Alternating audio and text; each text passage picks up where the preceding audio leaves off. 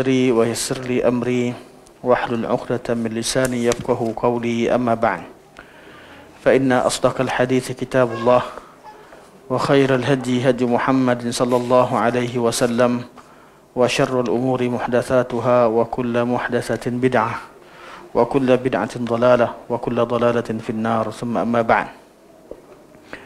InsyaAllah pada hari ini kita sambung perbincangan kita dalam membincangkan tentang matan yang dikatakan oleh Imam Abu Ja'far At-Tahawi rahimahullah. Kita mengatakan wallahu a'lam tentang perkara yang samar-samar bagi kita.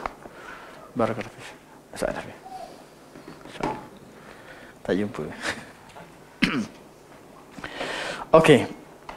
Terus masuk pada ayat yang ketiga. Firman Allah Subhanahu wa taala, barakallahu fiik. Masya-Allah. Jazakallahu khair. Firman Allah Subhanahu wa taala, qul, ke surat 200 ke surat 200. Qul innama harrama rabbiyal fawahisha ma dhahara minha wa ma batana wal ithma wal baghya bighairil haqq wa an tusyriku billahi ma lam yunazzil bihi sultana wa an taqulu 'ala Allahi ma la ta'lamun. Antara dalil yang mengharamkan berkata-kata tentang agama dengan keadaan tidak mempunyai ilmu, firman Allah Subhanahu wa taala, qul, katakan wahai Muhammad. Khitab kepada Nabi Muhammad sallallahu alaihi wasallam ada tiga jenis. Pertama, khitab kepada Nabi, kemudian ada dalil yang menunjukkan ianya khas untuk Rasulullah sallallahu alaihi wasallam. Contoh, alam nashrah laka sadrak wa rafa'na, alam nashrah laka sadrak wa wada'na anka wizrak alladhi anqadha dhahrak wa rafa'na laka dhikrak. Semua ni khas untuk Rasulullah sallallahu alaihi wasallam. Khitab untuk Nabi dan ceritanya khas untuk Rasulullah sallallahu alaihi wasallam. Yang kedua, khitab untuk Rasulullah dan ada dalil bahawa hukumnya untuk seluruh umat. Ya ayuhan nabi, idza talaqtumun nisaa fatalliquhunna li'iddatihin. Wahai nabi, apabila kalian melakukan talak terhadap isteri kalian, hendaklah talak pada tempoh yang dibenarkan. Di situ sebut ya ayuhan nabi, tetapi dhamir yang digunakan pakai idza talaqtumun nisa. Tidak sebut talaqta, tapi talaqtumun nisa. Walaupun khitabnya kepada nabi ya ayuhan nabi, tetapi nidaknya atau dhamirnya dhamir jamaah.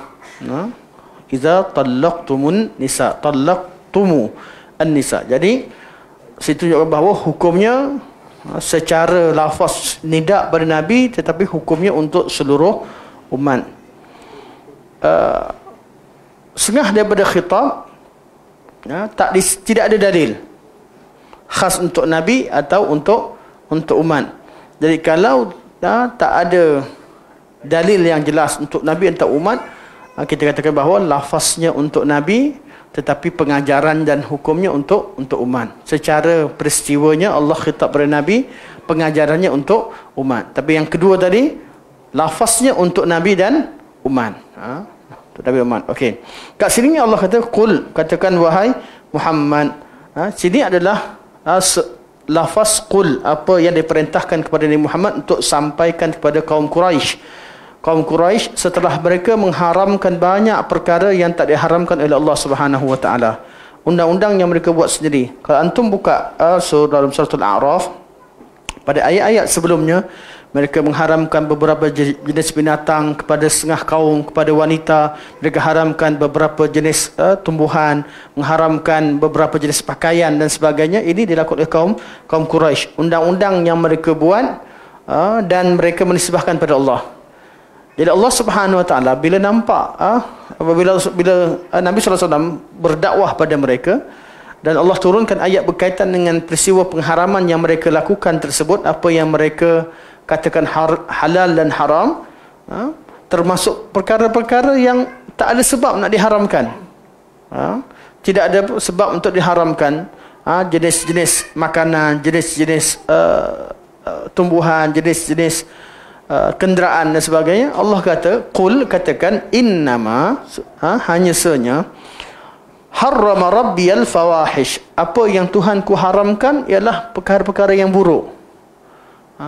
So betullah di sini dalil bahawa semua yang diharamkan mesti mengandungi fahisyah. Yang Allah haramkan dalam syarak ni, tidak ada perkara yang baik dan bermanfaat yang diharamkan oleh syarak. Tidak ada benda yang baik.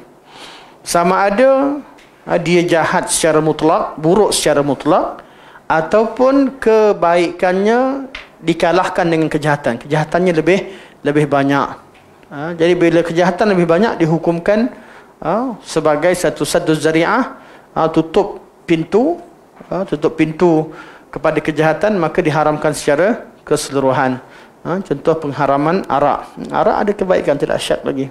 Ada sebahagian kebaikan, namun kejahatannya lebih banyak. Jadi semua yang Allah haramkan sifatnya fahisyah, ianya buruk. Fawahish, perkara-perkara yang buruk. Apa arti fawahish? Fawahish jamak dari kalimah fahisyah.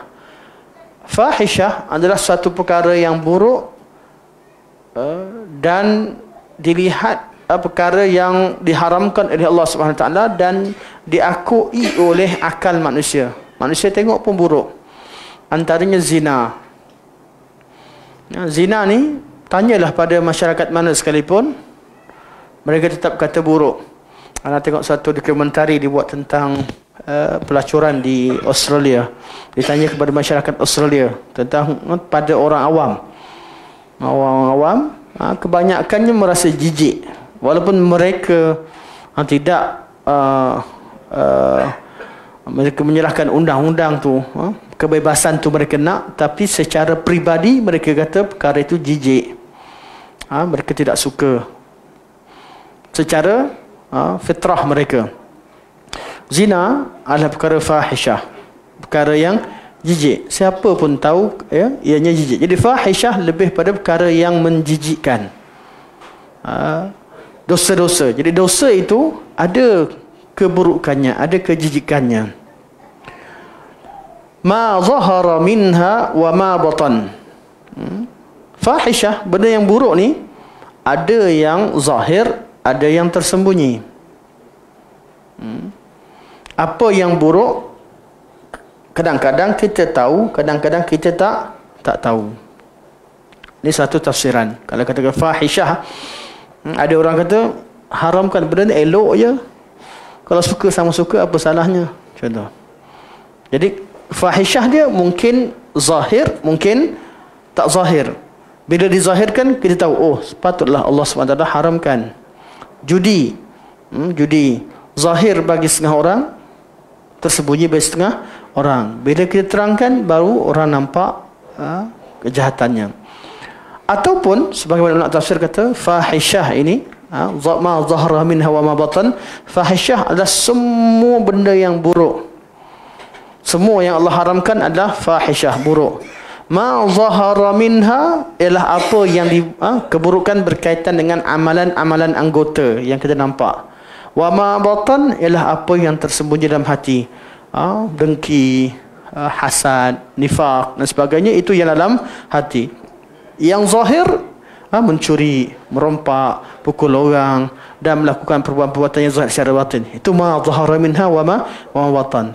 Sebagaimana ulama kata, fawahish di sini, mereka terus tafsir dengan contoh. Mereka kata fawahish antaranya zina. Zina ada yang zahir, ada yang batin. Yang zahir seperti pelacuran. Pelacuran dengan siapa pun tak kisah, asalkan bayar.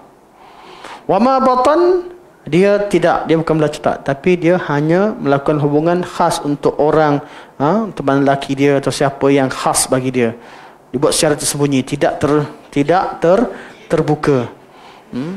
Juga sebahagian pada tafsiran. Sebagaimana ulama kata, fawahish ini merujuk kepada seluruh dosa secara umum, dan ada dosa yang zahir, ada dosa yang batin. Semua tafsiran ini tidak bertentangan antara satu sama lain. Ianya menunjukkan bahawa Al-Quran ini lafaznya satu, tetapi maknanya boleh merangkumi banyak perkara.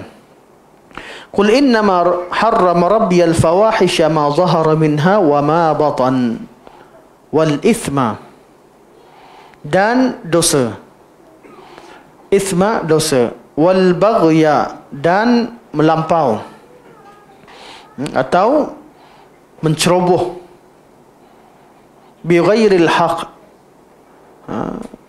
dengan tidak ada sebab yang hak. Perkara kedua yang Allah haramkan adalah al-ithm, dosa. Apa itu dosa? Segala jenis dosa. Segala jenis dosa. Wal bagh, dosa juga, tapi dosa yang dilakukan terhadap orang lain. Melampaui batas, pukul orang, mengumpat orang, mengata pada orang, dia dah mencerobohi hak orang lain. Dosa ni ada dibuat diri dia sendiri. Dia tengok benda yang haram, dia buat benda yang haram, makan perkara haram, beli benda haram, makan untuk diri sendiri. Ada yang dosa yang kedua, dia melibatkan orang lain, menceroboh, pukul orang, merompak, ambil harta orang, buat fitnah dan sebar berita buruk, jatuhkan nama baik orang dan sebagainya. Ini semua al-baghi bi ghairil haq. Kalimah bi ghairil haq, adakah ianya menunjukkan bahawa ada al-baghi dengan haq? Kalau ulama kata bi ghairil haq adalah musyakalah, artinya kita maknakan baghi dengan balas balik kejahatan orang. Kalau yang hak adalah balas benda yang betul. Orang buat jahat pada kita, kita boleh buat balas dengan sekadarnya. Ghairil haq bila kita melampau. Dan kebanyakan ulama kata bi ghairil haq kat sini bukanlah untuk menyatakan bahawa ada yang al-baghi yang hak, tetapi menunjukkan bahawa al-baghi bayaniyah, keterangannya semuanya ghairil haq. Bi ghairil haq ini bayaniyah, untuk menerangkan tentang sifat al-baghi. Al-baghi bi ghairil haq, bahawa semua jenis pelanggaran hak manusia adalah tidak ada hak, tidak ada kebenarannya. Kedua-dua tafsiran kita pun boleh faham. Dua-dua jelas. Dua-dua jelas. Cuma kita tahu ulama ketika mentafsirkan, mereka melihat pada angle tertentu, hukum sepakat. Cuma ayat ni fokus pada mana, itu jadi perbincangan. Wal ithma, semua jenis dosa. Semua jenis dosa. Jadi dia kata semua jenis dosa termasuk melampau tak melampau. Wal baghi dikhususkan lagi, yang dosa yang melampaui hak orang lain. Ada ulama kata, ulama tafsir kata al-ithm, dosa pada diri sendiri, khas untuk diri sendiri. Wal baghya wal baghya bi ghairil haq, dosa terhadap orang lain. Ada ulama tafsirkan tiga-tiga ni satu. Qul innama harrama rabbiyal fawahisha ma zahara minha wa ma batan wal ithma wal baghy. Tiga ni sebenarnya satu. Kenapa satu? Fawahish sifat umum kepada semua jenis dosa. Umum pada semua jenis dosa. Ada buruknya, ada jijiknya. Dan sebahagian dosa, dan dosa ni semua jenis dosa, ada dosa wal ithma, dosa yang besar, wal baghya, dosa yang besar dan melibatkan hak orang lain. Jadi dia cerita macam satu. Mana kalau orang tanya al-fawahish, apa dia? apa yang Allah haramkan, dosa. Al-ithm, apa yang Allah haramkan, dosa. Wal baghyu bighairil haq, apa yang Allah haramkan dan mengandungi dosa. Cuma jenisnya berbeza-beza. Ini qaul yang difahami pada kalam Ibnu Qayyim rahimahullah. Dia kata tiga sifat ni merujuk kepada semua jenis dosa. Semua jenis dosa, cuma didetailkan. Nak detail macam mana tu, tapi semua sama. Semua ni berkaitan dengan dosa. Dia bahasa mudahnya, Allah haramkan dosa-dosa. Apa yang Allah haramkan tu mengandungi fahisyah, sama ada fahisyah berlaku pada diri sendiri, ataupun berlaku pada orang lain, ataupun secara zahir, ataupun secara batin. Semuanya fahisyah. Semuanya adalah perkara jijik. Ya Allah haramkan semua sekali. Okey, ni dan qaul ni qaul yang mempunyai hujah yang kuat lah, qaul Ibnu Qayyim. Kenapa Ibnu Qayyim gabungkan tiga?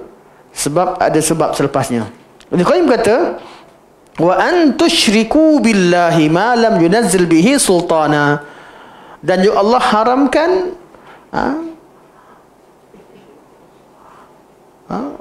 Allah Subhanahu wa taala mengharamkan kalian mempersekutukan Allah Subhanahu wa taala, yang mana semua jenis syirik itu Allah tidak menurunkan sebarang bukti yang membolehkan kamu melakukan syirik terhadapnya. Okey. Semua hujah kaum musyrikin tidak ada sultan. Okay. Syirik Allah haramkan. Kaum musyrikin bawa tak hujah? Bawa hujah mereka itu bukan hujah. Itu tidak ada sultan, tidak ada hujah. Apa yang dibawa oleh kaum musyrikin adalah satu syubhat, satu perkara yang tak boleh disifatkan sebagai hujah ataupun sultan. Dia sembah selain Allah. Bila orang tanya, kenapa? Kenapa sembah selain Allah? Apa orang musyrikin cakap? Barakallahu fi, jazakallahu khairan. Dia akan mengatakan bahawa kami tak sembah. Semua golongan yang sembah patung, sembah berhala, kita tanya kenapa sembah patung, kenapa sembah berhala? Apa jawapannya? Kami tak sembah. Dia akan menafikan. Sedangkan dia sembah, tapi dia akan menafikan. Ma na'buduhum, kami tak sembah. Dia akan bagi alasan. Ma na'buduhum illa liyuqarribuna ila Allahi zulfa. Kami tak nak sembah. Kami tak sembah kecuali sebenarnya kami nak supaya patung ni atau yang mewakili patung ni, iaitu orang asal lah. Kalau patung orang baik, semua patung ni mewakili, ada cerita-ceritanya. Kita nampak patung tepi jalan, mesti ada cerita yang di sebaliknya. Patung Buddha, cerita tentang Siddhartha Gautama Buddha. Patung Hindu ada ceritanya. Patung Kristian ada ceritanya. Patung Maryam, patung Isa. Pada zaman kaum Quraisy ada patung Hubal, ada Lat, Uzza, Manah, ada patung kaum Nuh, ada Suwa', ada Wud. Dan semua jenis patung ni ada ceritanya.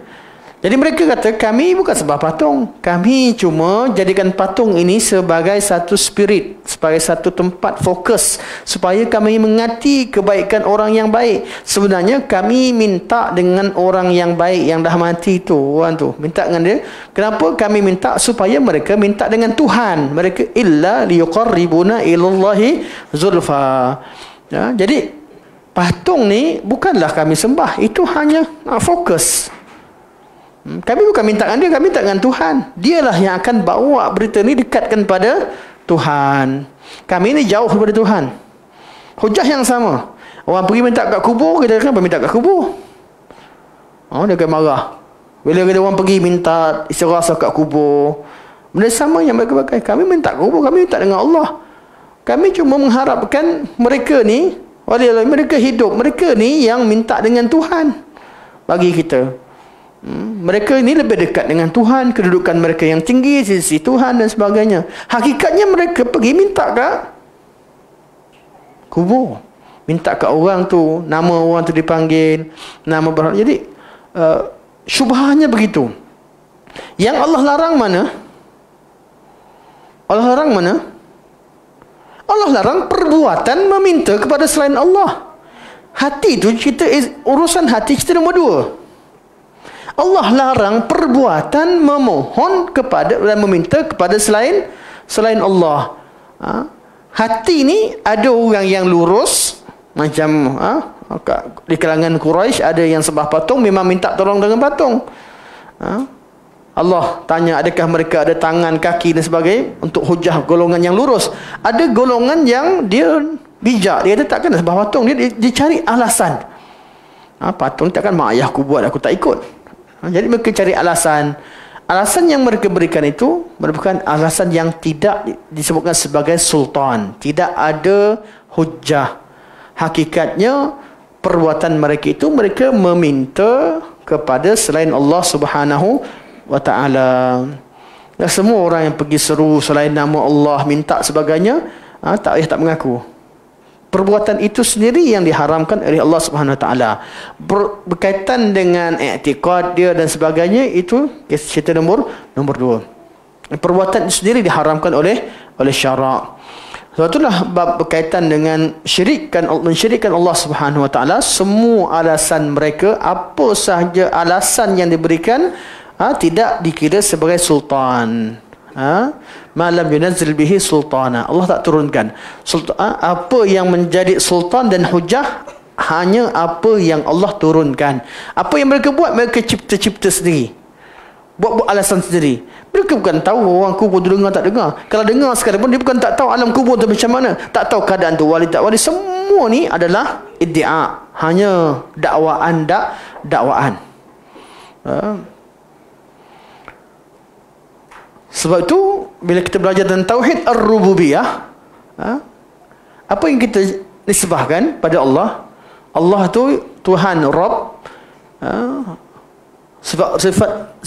Sifat ar-Rabb itu kita kata dalam bab rububiyah ada 3 sifat utama, betul?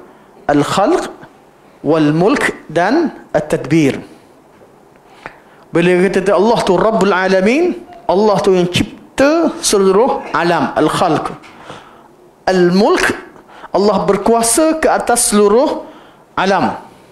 At-tadbir, segala yang berlaku di alam ini Allah yang tadbir, Allah yang buat. Lepas kita belajar tentang Rabb, kita belajar tentang malaikat. Malaikat ada tugas-tugasnya, betul? Ada yang turunkan wahyu, ada yang turunkan hujan, ada yang soal di kubur, ada yang cabut nyawa, ada malaikat jaga syurga, jaga neraka dan sebagainya. Okey, jadi malaikat, adakah mereka uruskan alam? Adakah mereka mentadbir alam? Tidak. Mereka hanya ikut perintah Allah. Allah yang memerintahkan. Tak ada satu perbuatan malaikat kecuali dengan perintah Allah. Kita tak kata sifat pentadbiran itu kepada selain Allah. Malaikat diperintahkan oleh Allah untuk turunkan hujan. Malaikat diperintahkan oleh Allah untuk cabut nyawa. Semuanya ada catatan. Sebab tu dalam qada qadar, catatan tu apa perlunya? Sebab catatan itu diperintahkan kepada malaikat. Malaikat ikut perintah. Berapa rezeki, berapa yang diberikan kepada fulan dan fulan, bila masa perlu cabut nyawa fulan dan fulan, semua tu perintah daripada Allah Subhanahu wa taala. Perintah Allah kepada malaikat. Jadi bila kita kata malaikat Mikail turunkan hujan, bila kita tahu malaikat mereka turunkan hujan, berlaku kemarau, kita minta dengan siapa? Minta dengan Allah, bukan dengan Mikail. Bila kita tahu bahawa malaikat yang cabut nyawa, malaikat maut, bila kita sakit dan sebagainya, kita minta panjangkan umur dan berdoa. Kita tak tahu umur kita bila, tapi kita meminta pada Allah Subhanahu wa taala. Minta dengan siapa? Minta dengan Allah, bukan dengan malaikat. Kecuali kalau ada dalil. Namun tidak ada dalil yang sahih. Kecuali lah dalil berkaitan dengan doa ketika di padang pasir dan sesat sebagainya, itu khilaf. Imam Ahmad kata hadisnya hasan, dia kata boleh beramal, tetapi kita kata rajihnya hadisnya dhaif, jadi tak diamalkan. Kalau ada dalil, itu akan terkeluar semua kaedah. Jadi kalau ada kisah, kenapa Imam Ahmad kata boleh begitu? Ya, beliau menghukumkan hadis itu hasan. Jadi beliau beramal dengannya. Jadi kalau ada dalil, terkeluarlah, akan terkecualilah segala kaedah yang disebutkan. Okey, jadi Allah Subhanahu wa taala mentadbir alam ini, tidak ada yang lain dalam segala perkara. Okey, maka hujah-hujah kaum musyrikin, dia kata hujah mereka, mereka akan satu yang tak ada hujah langsung, yang ikut-ikut. Ada yang cuba bagikan hujah, cuba bagikan alasan mereka tidak ada sultan. Allah tak beritahu. Ada orang kata boleh minta syafaat dengan Nabi sallallahu alaihi wasallam direct. Minta syafaat. Sebab apa? Syafaat ni bila Nabi mampu ke tak mampu? Tengok kias. Nabi dengar ke tak dengar? Khilaf. Dengar tak? Dengar. Kita itu masalah khilafiyah. Rajahnya Nabi tak dengar kecuali melalui wahyu dan dalil oleh malaikat. Tapi kata ada kaul ulama kata Nabi sallallahu alaihi wasallam dengar. Ini kaul Ibn Taimiyah rahimahullah. Ibn Qayyim pun kata dengar. Okay. Bila Nabi dengar, orang minta dengan Nabi dengar tak? Dengar. Minta syafaat. Okey, beralih pada masalah kedua. Syafaat. Nabi mampu tak mampu bagi syafaat di hari kiamat? Mampu. Mampu dengan syarat. Ini penting. Sama macam malaikat tadi. Memang Nabi bagi syafaat, tapi selepas izin dan perintah daripada Allah. Nabi pergi sujud minta. Allah yang perintahkan, Allah yang suruh. Jadi nak minta syafaat dengan Nabi, minta dengan siapa? Minta dengan Allah. Kita mohon syafaat daripada Allah Subhanahu wa taala, bukan daripada Nabi sallallahu alaihi wasallam. Kerana Nabi mengenali umatnya melalui amalan-amalan mereka. Dengan amalan mereka Nabi kenal umatnya melalui cahaya ghurrah muhajjalin, sifat mana muka mereka bercahaya dan tangan-tangan anggota wuduk mereka bercahaya. Mereka di hari kiamat, kerana Nabi tak kenal semua umatnya by person. Sahabat-sahabat Nabi kenal lah. Yang kita ni Nabi tak kenal. Jadi Nabi kenal umatnya melalui amalan. Jadi kita beramallah sesuai dengan apa yang diajarkan oleh Rasulullah sallallahu alaihi wasallam. Okey, jelas insya-Allah. Okey. Ibn Qayyim rahimahullah kata, "Qul innama rabbiyal fawahisha ma dhahara minha wa ma batan wal ithma wal baghya bighairil haqq." Satu kategori dosa-dosa.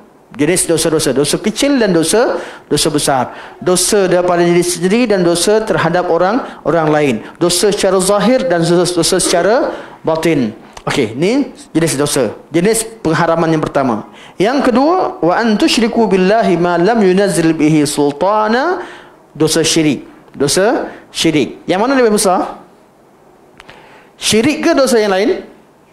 Dosa syirik. Yang ketiga, wa an taqulu 'ala Allahi ma la ta'lamun.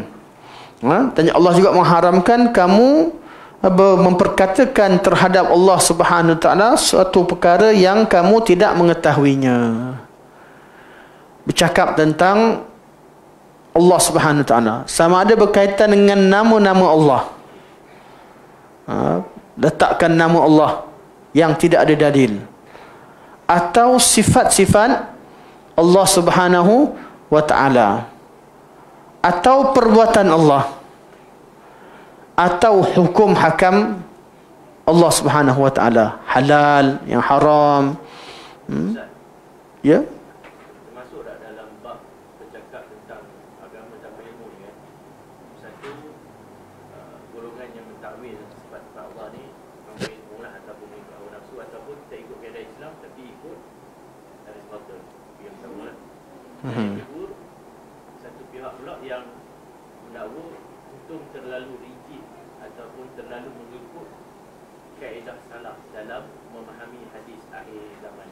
Jadi yang ni dua ni termasuk juga dalam larangan. Ya. Soalan masuk ke tidak bab bercakap tentang Allah Subhanahu wa taala satu perkara yang kamu tidak ada ilmu padanya. Pertama, golongan yang mentakwilkan ayat. Takwilkan ayat dengan memenangkan cara fikir Aristotle. Dan yang kedua ialah golongan yang menolak tafsiran salaf pada ayat-ayat akhir zaman. Ya. Jadi secara umumnya termasuk sekali. Umumnya termasuk sekali. Cuma kita tahu bahawa bila bab takwil ni, bab takwil sebagainya, kadang-kadang mereka menyangkakan sesuatu yang bukan dalil itu sebagai dalil. Bukan tujuan asalnya menolak nas.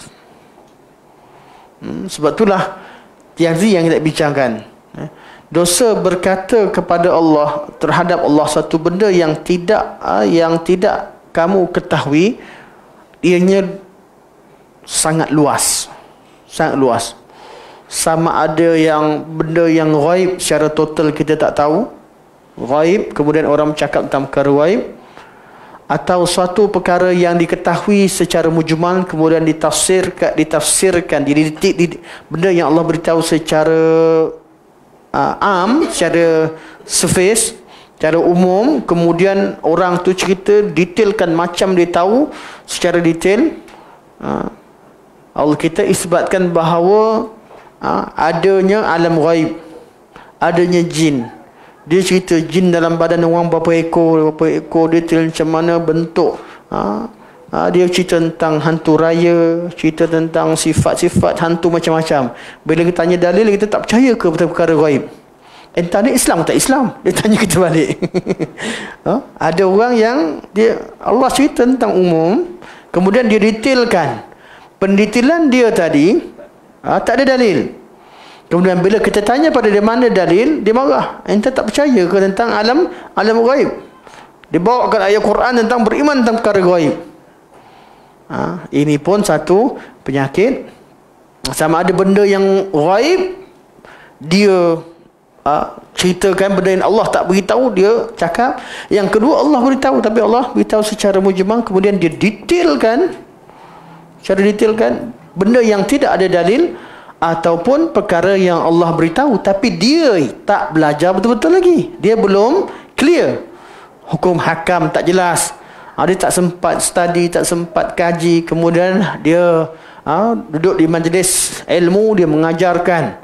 Penghujungnya anak-anak murid dia percaya pada dia, kemudian tersebarlah perkara batil yang dinisbahkan pada agama. Urusan-urusan begini dia terlalu luas. Okey. Soalannya sebelum kita pergi lebih detail berkaitan dengan bab ini, Ibnu Qayyim kata pengharaman yang disebutkan kat sini adalah tasa'udan. Allah sebut benda yang kecil, kemudian lebih besar, kemudian lebih besar secara bertingkat. Okey. Ibnu Qayyim kata Allah haramkan 3 jenis dosa. Pertama, fawahish, al-ithm wal bagh. Ni satu kategori dosa, termasuk dosa kecil dan dosa besar. Kemudian yang kedua adalah syirik. Ketiga, kalau Ibnu Qayyim, paling besar, dosa paling besar sekali adalah berkata terhadap Allah pada perkara yang kamu tidak ada ilmu. Kenapa? Sebab terlalu luas. Syirik, seperti Allah kata, ma lam yunazzil an tusyriku billahi ma lam yunazzil bihi sultana. Syirik ni berlaku kerana apa? Kerana mereka tidak mempunyai hujah-hujah yang Allah turunkan sebagai sultan pada mereka. Mereka buat ikut suka hati. Syirik termasuk bab taqawul ala Allah. Jadi dosa paling besar sekali apa? Cerita tentang Tuhan, cerita tentang Allah, mewakili Allah SWT dalam bab dia tidak ketahui. Sehingga berlakunya syirik. Sehingga berlakunya pengharaman terhadap perkara yang Allah tak haramkan. Atau berlakunya menghalalkan suatu perkara yang Allah haramkan. Semuanya punca daripada bukan setakat tak ada ilmu, tapi dia berkata ke atas Allah, terhadap Allah pada perkara yang dia tak tahu. Punca dosa paling besar kat mana? bercakap tentang Allah, bercakap tentang agama Allah, bercakap tentang hukum syarak, bercakap tentang sifat Allah, bercakap tentang perbuatan Allah, bercakap tentang zat Allah Subhanahu wa taala, bercakap tentang alam ilmu-ilmu Allah yang berada dalam alam ghaib dan sebagainya, tentang perkara-perkara yang tidak ada dalil, tidak ada ilmu pengetahuan. Sebab tu dosa dia dosa paling besar. Kerana syirik itu, syirik sebahagian daripada taqawul ala Allah. Mengharamkan yang juga mengharamkan yang halal atau menghalalkan yang haram, semua sekali masuk dalam bab taqawul ala Allah. Betul Ibnu Qayyim kata, dosa yang paling besar di dunia ini adalah bercakap tentang Allah Subhanahu wa taala, bercakap tentang agama dalam perkara yang tidak diketahui. Dia tidak ada ilmu. Kerana kejahatannya tidak ada sepadan. Kejahatannya tidak ada sepadan. Tersalah bab kecil tak apa, salah bab besar. Dia semua bab. Termasuk orang yang menentukan siapa Imam Mahdi. Dia kata siapa Imam Mahdi? Kesannya apa? Dia melihatkan peperangan. Kalau berlaku perang betul, kalaulah Imam Mahdi tak perang, tak apa. Kalaulah orang yang dikatakan Al-Mahdi ada masalah politik dengan adik-beradik dia ke, dengan keluarga dia ke, dengan mana-mana negara ke, jadi kalau dah tentukan dia sebagai Al-Mahdi, bahawa dia membawa kebenaran, mewakili Allah Subhanahu wa taala. Jadi apa terjadi? Hukum syarak pada orang yang yakin dia Mahdi, tak tengok dah dia betul tak betul, apa dia buat betul tak betul dan sebagainya, orang akan kata dia Al-Mahdi. Ada tak kesan buruk? Ada kesan buruk. Bila ada Al-Mahdi, kena ada Dajjal. Kena ada Dajjal. Dia nak tak nak kena cari Dajjal. Kena cari Dajjal sebagai musuh pada Al-Mahdi. Dah kena ada Dajjal. Lepas tu kena ada yang bunuh Dajjal, Nabi Isa. Lepas ni siapa pula jadi Nabi Isa?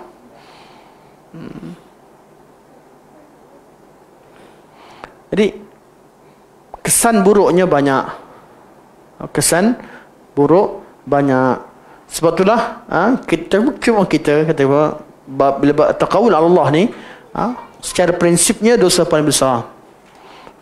Namun secara detailnya orang yang tersalah ni ada dia tak tahu ni, kadang-kadang dia salah bab kecil, salah cara pendetailannya beza. Tapi secara umumnya dosa paling besar sekali adalah bercakap bab agama ni, satu benda yang dia tidak ada ilmu padanya. Lebih baik cakap sekadar yang kita ada ilmu padanya. Jangan teka-teka. Jangan buat andaian. Apatah lagi berkaitan dengan perkara ghaib. Apa dia perkara ghaib? Sama ada benda yang ghaib, yang mutlak, yang memang Allah tahu, ataupun kita bercakap tentang urusan masa depan yang kita tidak tahu. Kalau dah masuk, kita dah terbiasa begitu, kita tak rasa bersalah untuk apa? Tukar-tukar. Hari ini orang ni Al-Mahdi, tiba-tiba Al-Mahdi tu meninggal, orang lain pula Al-Mahdi. Hari ini orang tu Dajjal, orang tu dah meninggal, tak sempat jadi Dajjal, orang lain pula Dajjal. Dan itu yang berlaku, akan berpindah-pindah. Last sekali agama ni bab berkaitan dengan urusan hari kiamat yang menggerunkan hati manusia, jadi benda yang jadi bahan ketawa. Jadi bahan ketawa, dan tidak ada satu ancaman yang kuat. Sebab rupanya Al-Mahdi ni fulan dan fulan, rupanya Dajjal ni fulan dan fulan, rupanya kalimah kafara, mana ataupun kafir, kaf, fa dan ra yang ada pada Dajjal tu ataupun kafir, apa? Kapal terbang. Apa tak ingat dah. Macam-macam. Dia tak perlulah. Tak perlu kita sibuk dengan benda-benda macam ni. Apa yang hadis Nabi yang Nabi sebut, semuanya jelas maknanya. Tak perlu kita cuba tafsirkan dengan berbagai tafsiran. Kalau ada orang yang disifatkan sebagai Al-Mahdi buat benda yang betul, kita kata jangan kata dia Al-Mahdi, katakan apa yang dibuat tu Betul. Kalau ada orang yang disifatkan sebagai Dajjal buat salah, kita katakan dia buat salah, tak payahlah letakkan tanzilkan, letakkan nama Dajjal tu, ta'yinkan Dajjal tu pada diri orang tersebut. Kerana bukan masalah pada tak beriman kepada turunnya lahirnya Imam Mahdi yang perjuangkan agama, atau turunnya Nabi Isa, atau keluarnya Dajjal. Bukan masalah tak beriman. Kita tolak pada mentanzilkan ataupun menta'yinkan, menetapkan fulan dan fulan sebagai Dajjal ataupun sebagai Al-Mahdi. Dan kita tahu bahawa setiap orang yang boleh membaca kalimah kafir yang ada pada dahi Dajjal atau ada di antara kedua keningnya kafir itu hanya orang yang beriman. Hanya orang yang beriman yang membaca. Dan macam-macam tajuk lagi. Jadi semua ni betul lah termasuk dalam taqawul ala Allah. Cuma kita tak katalah lebih besar daripada syirik, bukan kafir lagi ni lah. Itu kita pun dah cakap lebih.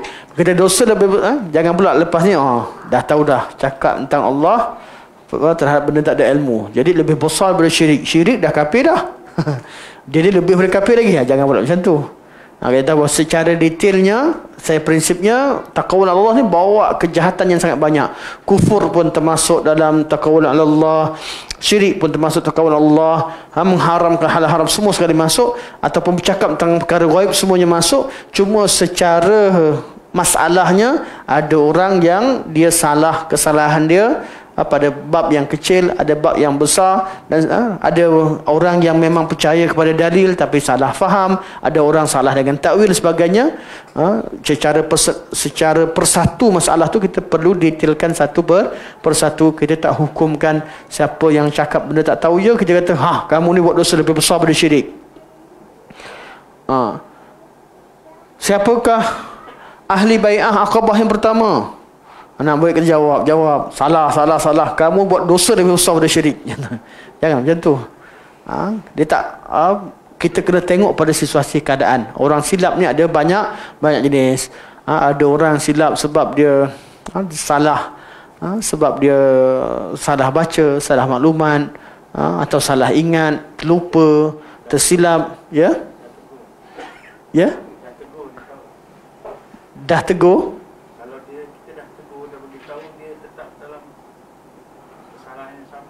Okey, betul.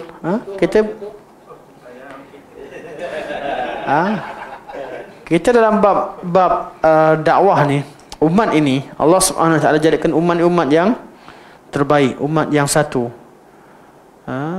Inna hadhihi ummatukum ummatan wahidah wa ana rabbukum fa'budun. Umat kita ni umat yang satu. Dan kesatuan kita, Allah kata, dan aku Rabb kamu, maka sembahlah aku. Jadi kita tahu, orang jadi orang Islam je, kita pertama sekali kita jaga persatuan tersebut. Kita tahu ada 3 umatul dakwah, semua umatul Islam atau umatul ijabah, orang Islam, dan umatul ittiba', ahli sunnah wal jamaah. Dalam umat ittiba' yang dah jadi ahli sunnah wal jamaah, belum tentu mereka betul dalam semua bab. Ada masalah-masalah mereka salah. Orang dah jadi umatul ijabah, orang Islam, belum tentu betul pada semua bab. Ada orang Islam, otak Islam sembahyang Islam, tapi otak dia otak liberal, otak dia otak etis pun ada. Dia percaya pada Allah, tapi cara istidlal dia macam etis, mempersoalkan agama, tapi dia tak keluar dari Islam lagi. Dia persoalkan bab tertentu, dia seronok kalau persoalkan. Dia akan ada orang manusia begini. Jadi apakah ayat yang menjadi pedoman pada kita untuk berdepan dengan kesalahan-kesalahan begini? Sama ada sesama ahli sunnah wal jamaah atau sesama umat Islam. Apa dia? Allah kata kuntum khaira ummatin ukhrijat linnas ta'muruna bil ma'ruf wa tanhauna 'anil munkar wa tu'minuna billah. Jadi asasnya umat yang terbaik ini dan yang terbina kuntum khairu ummatin yang Allah keluarkan di kalangan manusia ni, di kalangan manusia yang ramai, orang kafir ramai, ada orang Islam. Khairu ummatin ukhrijat linnas. Apakah yang menyebabkan khairiah ini kekal? Dengan adanya amar ma'ruf dan nahi mungkar. Adanya dakwah, kita tegur menegur, amar ma'ruf dan nahi mungkar.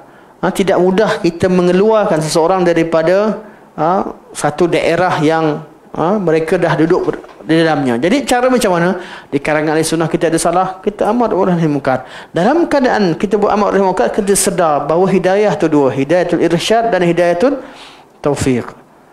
Kita boleh fahamkan betul-betul. Dan dia nak ikut tak ikut, mungkin dia sombong, mungkin dia ada hawa nafsu, dia nak capai satu benda tertentu, dia degil, ataupun dia ni memang jenis yang suka buat provokasi je. Dia bukan tak tahu betul. Macam-macam asbab yang menyebabkan seorang itu tak dapat hidayah. Jadi kita kembalikan, serahkan dia pada Allah Subhanahu Wa Taala. Selagi tidak kepada perkara kufur bawah, kekafiran yang jelas dan sebagainya. Jadi kita terus menerus berdakwah sesama kita. Akan ada tiap-tiap bab, tiap-tiap masalah, jumpa je. Hari-hari kita akan jumpa orang yang salah. Sama ada di kalangan sesama ahli sunnah atau sesama umat Islam. Kita akan jumpa macam-macam jenis kesalahan yang mengekalkan umat ini terbaik bila berlakunya amar ma'ruf dan nahi mungkar. Terus berbuat dan kita sedar bila buat amar ma'ruf nahi mungkar, kita sedar hidayah tu milik Allah Subhanahu wa taala, hidayah taufiq. Kita amar ma'ruf dan nahi mungkar pada bab irsyad. Kita beritahu yang betul, beritahu yang salah. Dakwah. Kalau ada kuasa dengan tangan, tak ada kuasa dengan tak mampu dengan tangan, dengan mulut. Tak mampu dengan mulut, kita engkar dengan hati. Doa pada Allah Subhanahu Wa Taala. Begitu, inilah yang menjadikan umat itu kekal. Tapi kalau kita berlaku satu isu, kemudian kita pecah habis.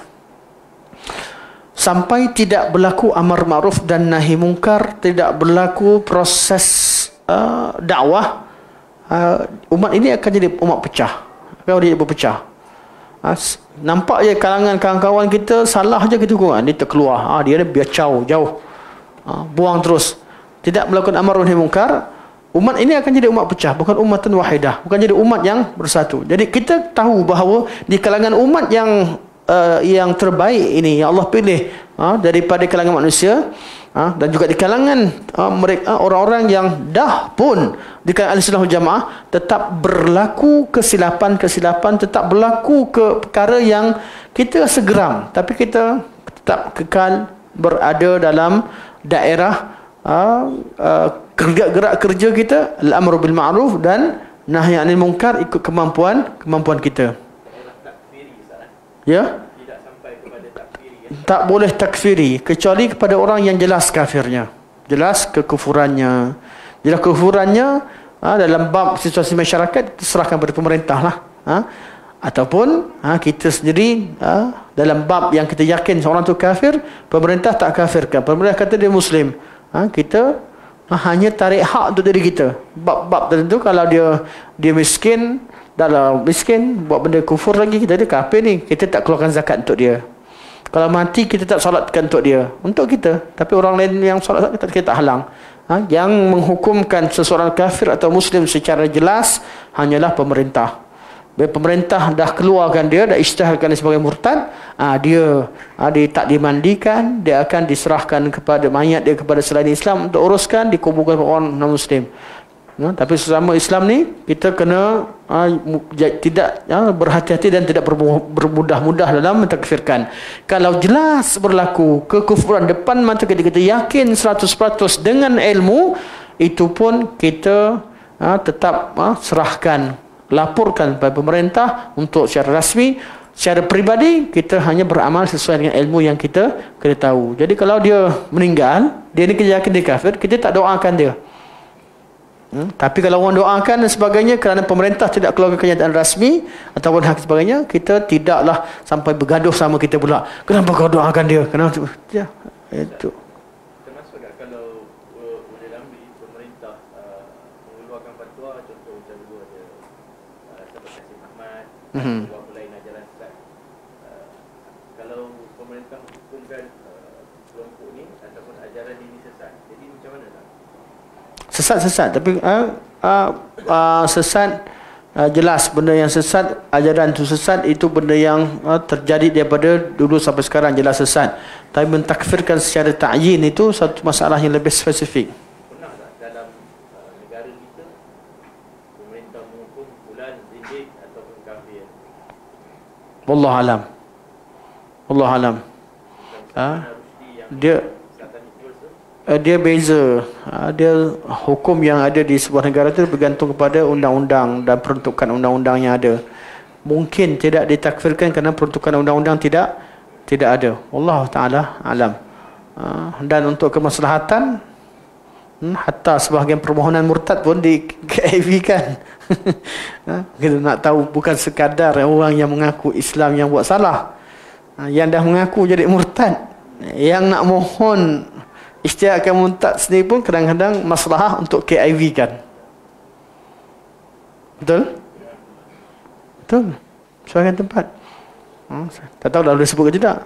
Contoh di setengah negeri, yang mana majoritinya, kalau kita terima tu dia jadi majoriti kepada dia jadi negeri yang non-Muslim, majoriti non-Muslim, jadi majoriti tu Islam kalah, ada kemaslahatannya untuk tidak diterima permohonan tersebut dan mereka didakwah supaya mereka kembali pada Islam agar majoriti Islam itu lebih kita kekalkan dan sempurnakan. Dan itu perkara yang berlaku pun di sebahagian tempat. Sebab itu pemerintah perlu bijaklah. Kalau kita tentang hukum Islam yang asal, bagaimana negara Islam yang kukuh, ada yang murtad, kita boleh laksanakan semua. Tapi dalam hukum hakam kita belajar kat kitab, kita belajar, tapi dalam mempraktikkan hukum hakam dalam sebuah negara, kita perlu lihat kepada undang-undang negara tersebut, peruntukan undang-undang yang ada. Kena tahu hukum begini dan begitu. Tapi kalau nak praktikkan, kena cek ruang undang-undang yang boleh dilaksanakan. Jadi nak tak nak, orang Islam ni perlu tahu bahawa hukum tentang diri dia boleh amal saja, berkaitan dengan orang lain, berkaitan dengan perkara-perkara yang boleh pakai undang-undang sebagainya, kita kena cek, tengok hak di negara tersebut. Kita tak sama. Ada negara, sekarang ada negara di Turkistan sebagai contoh, walaupun kita tidak melakukan amar ma'ruf nahi munkar, tapi kalau buat amar ma'ruf nahi munkar atau cerita menghalang orang buat perkara yang dibenarkan oleh undang-undang, atau kita suruh orang buat satu agama, orang tu boleh report, kata dia, kita paksa dia, boleh kena tangkap. Hukum masih kekal, tapi dari segi perlaksanaan berbeza. Ada seorang sahabat di Turkistan, tak tahu macam mana, dah belajar kat Universiti Islam, tapi nak dakwah macam mana, tak boleh buat apa-apa. Dia fikir, dia bincang-bincang, tak tahulah. Tapi kita cerita umum, tak apa. Last sekali kata dia niaga buat restoran dua tingkat. Macam mana dia nak ajar? Sekolah tak boleh, apa tak boleh, nak sampaikan Islam tak boleh. Di negara komunis yang dah dikuasai oleh komunis. Jadi caranya, dia bawa staff. Orang masuk staff kerja, dia buat 2 shift. Yang pagi yang tu jual restoran masak, yang shift yang rehat kat atas, dia ajar kat atas. Jadi staff dia yang rehat kat tingkat naik tingkat atas, masa tu dah dia ajar rukun Islam, rukun iman, ajar solat, ajar puasa sebagainya. Tukar shift, tu rehat. Dia naik shift balik, dia syaratkan sama sendiri. Atas alasan latihan mana sebagai kursus dan latihan untuk staff dia. Terpaksa cara macam-macam. Jadi dalam bab praktikal ni kita kena tahu dengan jelas.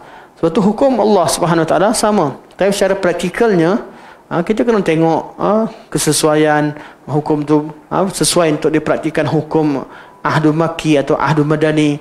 Ini berlaku khilaf antara Salafiyah dengan Ikhwan sekalipun. Dalam bab hukum, dua bawa dalil. Ikhwan Muslimin sering berhujah dengan dalil-dalil Makkiyah kat Mekah, masyarakat kita selalu cerita tentang kezaliman pemerintah. Kita perlu gerakan, kita perlu buat majlis macam Al-Arqam, Dar Al-Arqam ni Arqam, kena buat usar secara sembunyi, kita kena begini begitu, kita kena rancang macam mana ni. Sebagaimana kita kata kekufuran tersebar di mana-mana, kita perlu perjuangkan kerajaan Islam dan sebagainya. Ini khitab ikhwani. Salafi pula bawa hujah dalil-dalil Madaniyah. Taat pada pemerintah. Pemerintah Islam. Kena taat pada pemerintah. Macam mana pemerintah pun akan tolong pemerintah. Amar ma'ruf dan nahi mungkar. Bantu sebagainya. Sebenarnya mana betul? Duduk bawa dalil. Dalil begini ada dalil bertentangan? Tidak. Mentanzilkan, menetapkan dan mempraktikkan hukum hakam itu yang perlu pada kebijaksanaan. Betul, bukan sekadar kita beramal satu hukum tu kita buka pada kitab kemudian kita sampaikan pada orang awam. Tak boleh begitu. Tak boleh satu benda satu bab kita buka kitab jumpa tu beri pada orang awam, sedangkan waqi' dan suasana itu tidak sesuai dengan apa yang kita sampaikan. Contoh, orang datang, kita nampak orang tu memang pergi kat kubur, hias kubur, minta kat kubur, orang tu cerita tentang wali, boleh uruskan alam dan minta kat ni macam-macam. Tiba-tiba kita bawa qaul, khilaf mazhab, boleh pergi ziarah kubur, tak boleh ziarah kubur. Kemudian khilaf orang yang meninggal dengar ke tak dengar, khilaf. Ini fatwa tak kena pada tempat. Tak kena pada tempat. Kalau orang tu kita tahu kumpulan ni yang memang pergi kat kubur, minta kat kubur, pada kelas dia cerita tentang macam mana orang kubur ni hidup kat kubur lebih sempurna daripada ini. Mereka ada wali-wali mereka, boleh minta ang kubur. Memang betul-betul istighasah yang jelas. Kita tak boleh keluarkan pandangan khilaf yang berlaku di kalangan ahli sunnah wal jamaah berkaitan dengan orang kubur, dengar tak dengar. Walaupun benda ni kita tahu ada kaul, tapi tidak sesuai untuk kita bentangkan di masyarakat untuk bawakan kes yang berkaitan dengan apa yang dibuat yang boleh dekat pada surah syirkiyah dengan bawa kaul khilaf sesama ahli sunnah. Tapi kalau sesama ahli sunnah bincang sebagainya, kita bincang betul dalam masalah adakah ahli kubur dengar atau tidak, tahu atau tidak apa yang dilakukan oleh orang hidup atau orang ziarah pada dia sebagainya, ada khilaf. Kerana ada dua dalil. Ada dalil kata tak dengar, ada dalil kata dengar. Adakah asasnya tak dengar barzakh hanya dikecualikan dengan dalil pada bab-bab yang Nabi beritahu, ataupun sebaliknya memang dengar tapi tak boleh buat apa-apa? Ada perbincangan, ada detail.